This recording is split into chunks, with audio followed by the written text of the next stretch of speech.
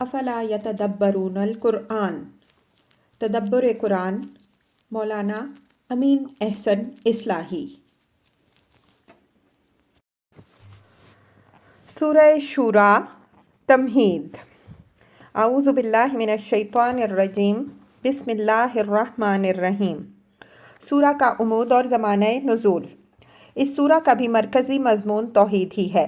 اسی کے تحت قیامت سے بھی ڈرایا گیا ہے، اس لیے کہ توحید کی اصلی اہمیت اسی وقت سامنے آتی ہے جب اس بات پر ایمان ہو کہ انصاف کا ایک دن لازماً آنے والا ہے، اور اس دن ہر شخص کو سابقہ اللہ واحد اور قہار ہی سے پیش آئے گا۔ کسی کی مجال نہیں ہوگی کہ اس کی پکڑ سے کسی کو بچا سکے یا اس کے اذن کے بغیر اس کے سامنے زبان ہلا سکے۔ استدلال کی بنیاد اس میں دعوت انبیاء علیہم السلام کی تاریخ پر ہے کہ آدم علیہ السلام اور نوح علیہ السلام سے لے کر اب تک تمام انبیاء علیہم السلام نے اسی دین توحید کی دعوت دی، اور ان کو بھی اللہ نے اسی طرح وحی کے ذریعے سے تعلیم دی جس طرح یہ قرآن وحی کیا جا رہا ہے۔ مختلف حلقوں نے دین کے معاملے میں جو اختلاف کیا اس کی وجہ یہ نہیں ہے کہ اللہ کے رسولوں نے الگ الگ دینوں کی تعلیم دی، اس کی وجہ صرف باہمی عداوت و رقابت ہے۔ اللہ تعالیٰ کی طرف سے صحیح علم آ جانے کے باوجود مختلف گروہوں نے اپنی ضد اور اپنی برتری قائم رکھنے کے زوم میں حق سے اختلاف کیا، اور اس طرح لوگ مختلف گروہوں اور حلقوں میں بٹتے گئے۔ یہ قرآن اسی اختلاف کو مٹانے کے لیے ایک میزان حق بن کر نازل ہوا ہے۔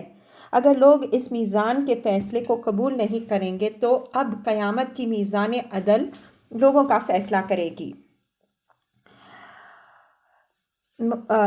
سورہ کے مطالب پر ایک سرسری نظر ڈالنے سے بھی اندازہ ہو سکتا ہے کہ یہ مکی دور کے آخر میں ہجرت سے متصل زمانے میں نازل ہوئی۔ چنانچہ حضرت صلی اللہ علیہ وآلہ وسلم کی زبان سے قریش کے لیڈروں کو اس میں جو خطاب ہے اس کی نوعیت وداعی خطاب کی ہے، گویا ان سے متعلق پیغمبر صلی اللہ علیہ وآلہ وسلم کی جو ذمہ داری تھی وہ پوری ہو گئی۔ اب ذمہ داری لوگوں کی اپنی ہے۔ اگر انہوں نے یہ ذمہ داری اب بھی محسوس نہ کی تو اس کے نتائج کے لیے تیار رہیں۔ اسی طرح مسلمانوں سے متعلق اس میں جو باتیں فرمائی گئی ہیں ان سے مترشح ہوتا ہے کہ اب وہ ایک ایسے دور میں داخل ہو رہے ہیں جس میں ان کو ایک حیت اجتماعی کی شکل میں اپنے فرائض ادا کرنے ہیں، جس کے تقاضے پورے کرنے کے لیے انہیں تیار رہنا چاہیے۔ نبی صلی اللہ علیہ وآلہ وسلم کو اس میں بار بار یہ تسلی دی گئی ہے کہ تمہاری ذمہ داری لوگوں کو واضح طور پر حق پہنچا دینے کی تھی، وہ تم نے پوری کر دی۔ لوگوں کے دلوں میں ایمان اتار دینا تمہاری ذمہ داری نہیں ہے، اب ان کا معاملہ اللہ کے حوالے کرو۔ اسی ضمن میں بعض اعتراضات کے جواب بھی دیے گئے ہیں جو حضرت صلی اللہ علیہ وآلہ وسلم کی نبوت پر مخالفین کی طرف سے کیے گئے ہیں۔ سورہ کے مطالب کا تجزیہ۔ آیات 1 تا 10۔ پیغمبر صلی اللہ علیہ وآلہ وسلم کو خطاب کر کے یہ حقیقت واضح فرمائی گئی کہ جس دین توحید کی وحی اللہ نے تم پر کی ہے اسی دین کی وحی اس نے تم سے پہلے آنے والے رسولوں پر بھی کی، اور وحی کا طریقہ بھی وہی ہے جو اس سے پہلے اختیار کیا گیا۔ اللہ کی ذات بہت بلند اور عظیم ہے، آسمانوں اور زمین میں جو کچھ ہے سب اسی کے قبضہ قدرت میں ہے۔ آسمان اس کی خشیت سے پھٹا جا رہا ہے اور فرشتے برابر اس کی تسبیح اور اہل زمین کے لیے استغفار میں سرگرم ہیں۔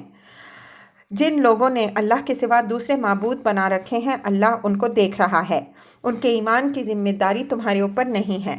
اللہ نے جو عربی قرآن تم پر اتارا ہے اس کے ذریعے سے اہل مکہ اور اس کے اطراف کے لوگوں کو اس دن سے آگاہ کر دو جس دن وہ سب کو اکٹھا کرے گا، اور پھر ایمان لانے والوں کو جنت میں اور کفر کرنے والوں کو دوزخ میں داخل کرے گا۔ اگر یہ لوگ ایمان نہیں لا رہے ہیں تو اس کی ذمہ داری تمہارے اوپر نہیں ہے۔ ہدایت و ضلالت کے باب میں اللہ تعالیٰ کی جو سنت ہے وہ تبدیل نہیں ہو سکتی۔ ہدایت وہی پائیں گے جو اس کے سزاوار ٹھہریں گے۔ آیات 11 تا 20۔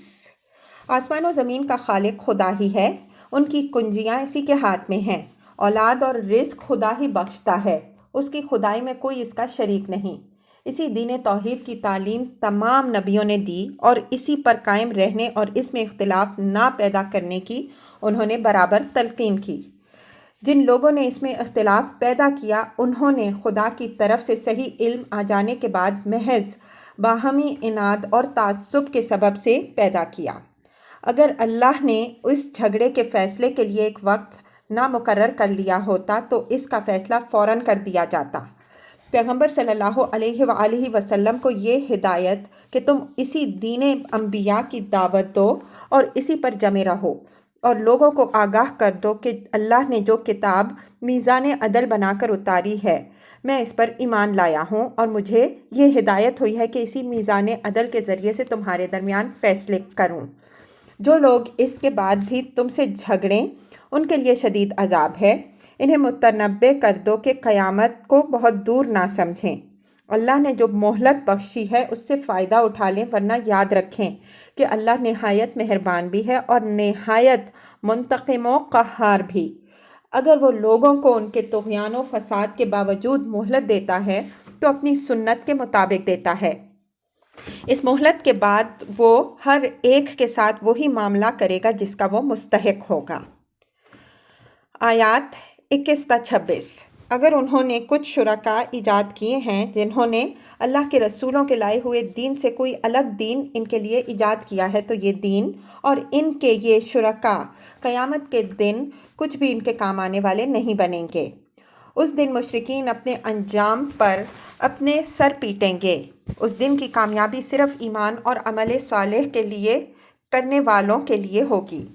پیغمبر صلی اللہ علیہ وسلم کو یہ ہدایت کہ ان لوگوں کو بتا دو کہ میں تمہاری ہدایت کے لیے جو اتنا فکر مند ہوں تو اس لیے نہیں کہ میں تم سے کسی صلح کا طالب ہوں، بلکہ یہ محض حق کے قرابت ہے جو تمہارے لیے مجھے بے چین کیے ہوئے ہے۔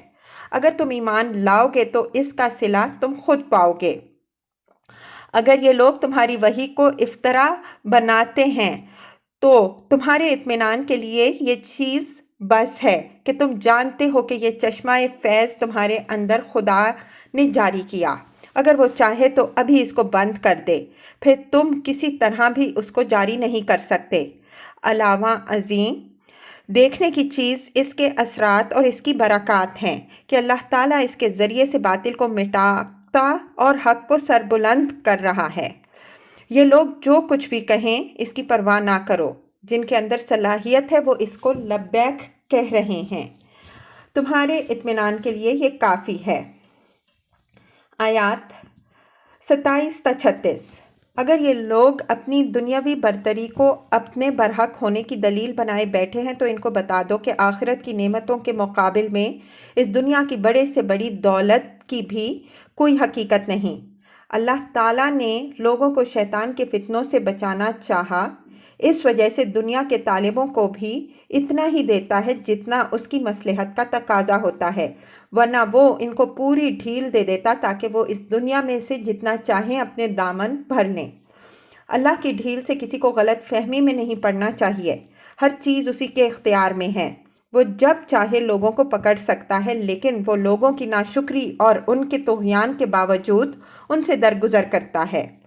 انسان کی روزمرہ کی زندگی میں جو تجربات و مشاہدات ہوتے رہتے ہیں، اگر کوئی دیدہ بینا رکھتا ہو تو انہی کے اندر دیکھ سکتا ہے کہ انسان ہر وقت خدا کی مٹھی میں ہے۔ اگر خدا حفاظت نہ کرے تو انسان کے تمام وسائل اس کی حفاظت سے قاصر ہیں۔ کافروں کو جو کچھ حاصل ہوتا ہے وہ عارضی و فانی ہے۔ خدا کے ہاں ابدی بادشاہی ان لوگوں کو حاصل ہوگی جو ایمان لائیں گے اور خدا پر بھروسہ رکھیں گے۔ آیات 37 تا 43۔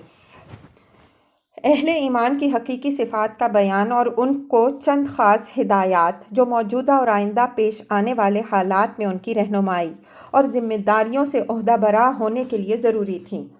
قرینہ دلیل ہے کہ اس دور میں کفار کی تعدیاں بھی بہت بڑھ گئی تھیں اور مسلمان بھی ایک جماعت اور تنظیم کی شکل اختیار کر رہے تھے، اس وجہ سے ان کو ضروری ہدایات سے آگاہ کر دیا گیا تاکہ اس نازک دور میں ان کا کوئی قدم غلط نہ اٹھ جائے۔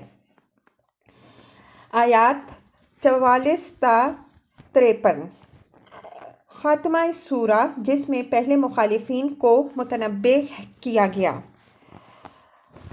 اس کے بعد ان کو دعوت ہے کہ اب بھی موقع ہے کہ پیغمبر صلی اللہ علیہ وآلہ وسلم کی دعوت قبول کر کے اپنی عاقبت سنوار لو۔ اگر یہ وقت نکل گیا تو پھر یہ کبھی واپس آنے والا نہیں۔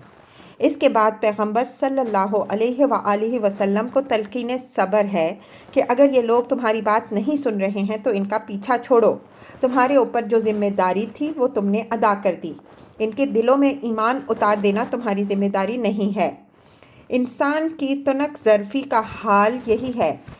اگر اللہ اس کو اپنی رحمت سے نوازتا ہے تو اتراتا اور اکڑتا ہے، اور اگر اس کے اعمال کی پاداش میں اس کو کوئی مصیبت پیش آ جائے تو مایوس اور ناشکرا بن جاتا ہے۔ ان لوگوں کو اپنے مزعومہ شریکوں پر بڑا ناز ہے، لیکن خدا کا کوئی شریک نہیں ہے۔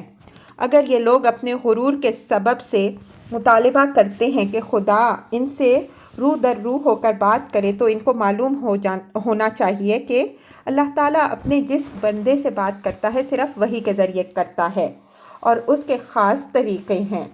اسی طرح کی وحی اس نے تم پر بھی کی ہے، اور یہ تم پر اور تمہارے واسطے سے لوگوں پر اللہ کا بہت بڑا فضل ہے، ورنہ اس سے پہلے نہ تم کتاب سے آشنا تھے اور نہ ایمان کی تفصیلات اور اس کے مطالبات سے۔